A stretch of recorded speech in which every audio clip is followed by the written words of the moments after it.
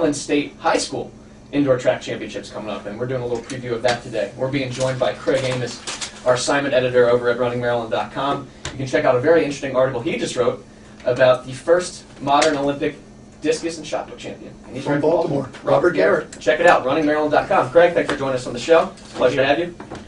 So, Craig, we've been to a lot of meets this year, and it's a lot different this year in Maryland High School running, mainly because of some of the new rules. What do you think of the new rules?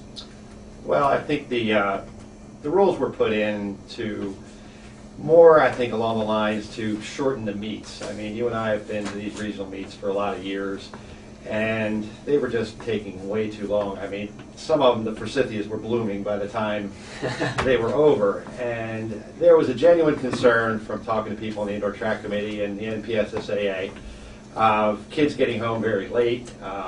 You know, I remember a few years ago they tried to run them all at the PG Center, and they're getting out of there at 11 and 12 o'clock. And I can remember one coach saying, Ned Sparks had expressed the concern that what's going to happen to the kid who then he has to drive home when the bus gets to the school? What if he falls asleep behind the wheel? So the kids are going to the Eastern Shore. Exactly, or Hereford High School with a 2-hour ride from Prince George's County. So I think it was the rules were put in just to try and speed the meets up.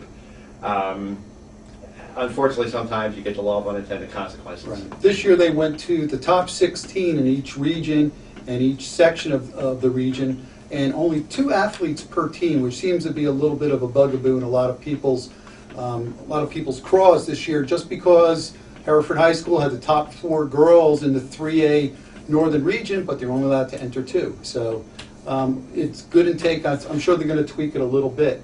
And also they ran a lot of the races at the Armory this year. Right. Obviously the Armory is going to slow you down as far as time. As far as the limit of 2, it's been that way for the last few years, but you're right, with the 16 limit now in an event, I think there's going to have to be some changes. Either you remove the limit and say if a team has a third runner who can qualify, then they should be in, or maybe as what they do with the regional meets now, where you take the top 4 out of an event who qualify for the state meet, plus a qualifying standard. If someone can hit a qualifying standard, then they go to the region.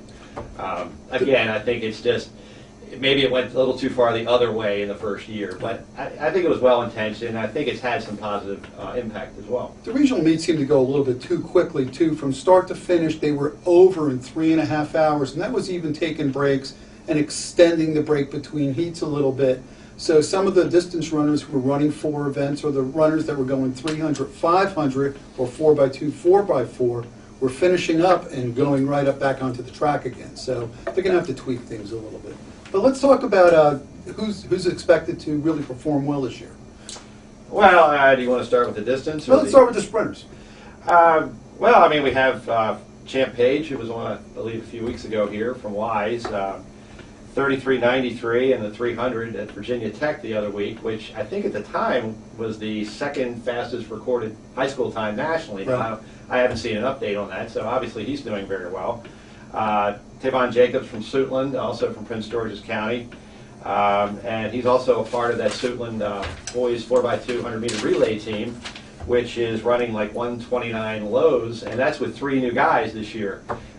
So they're doing really well. So I think we should look for big things from both of them at this come the state meet. A lot of times in the past, the distance runners are the ones that always kind of had to take the lead, but this year it seems to be the sprinters. Well, I think there's a number of reasons for that. A lot of times the sprinters don't start in August with cross country.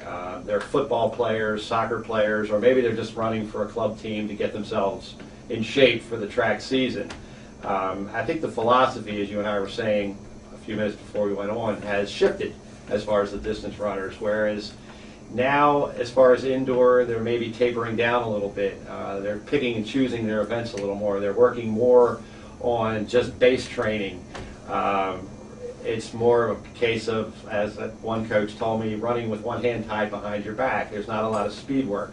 Because I think 3 seasons going hard like that it'll take its toll. So I think it's not surprising to see that the the sprinters are the ones who kind of take center stage once the indoor season starts. Alexis Franklin is coming into the state meet, going after the 300, the 500, and the hurdles, trying to triple. You think she's going to make it?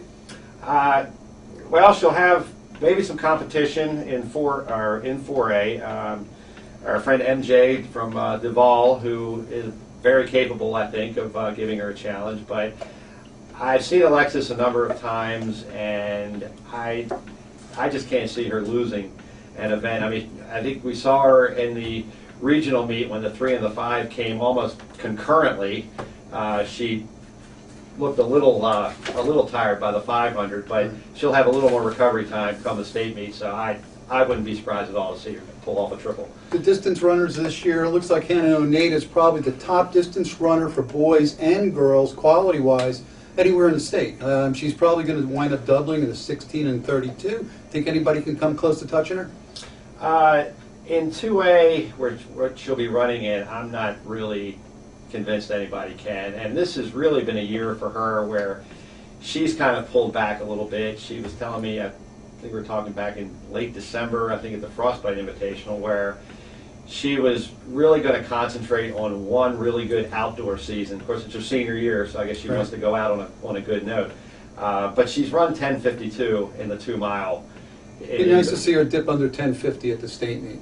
Yeah, I mean, I don't think she's going to get the all-time state record, which I think is 10:30, Christy Nichols, about 15 years ago.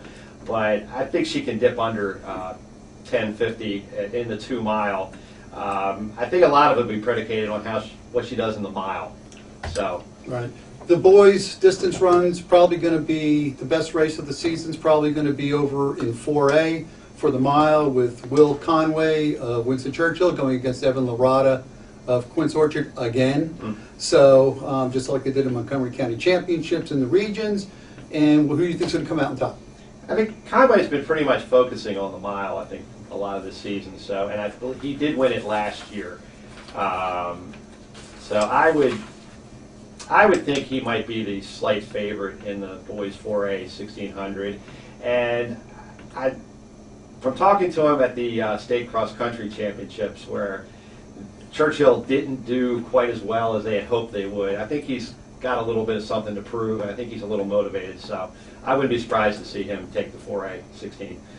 In the shot put, in going over to the field events, John Lowry of Boonesboro seems to be the top seed, as long as Antonella Taylor from Bowie for the girls. The high jump looks like to be the best bet, the best jump off. In 3A, is the top 4 jumpers in the state are all coming from 3A. So Jordan Carr, Julian Coyner of Linganore, Greg Peterson and Stefan Decatur, and Michael Cronauer of Franklin. If people were to come to see one race over at the PG Sportsplex next Monday and Tuesday, which one do you think they would come see? As far as a race, I would probably say the boys 4A, as we were talking, the 1600. I think that's going to be a very interesting race. Also, I think the boys 3A 3200. We have Braden Bruning from Linganore, who we haven't seen much of this season. I think he's been kind of tapering down a little bit. That should be an interesting race with him. I think something you were saying, the boys high jump competition. I think the ones who have hit 6.6 have done it once. So to see if they can do it again at the state meet would be interesting. Last race of the entire meet's going to be the boys 4A 1600 relay with Laurel going up against Suitland. My money's on Laurel.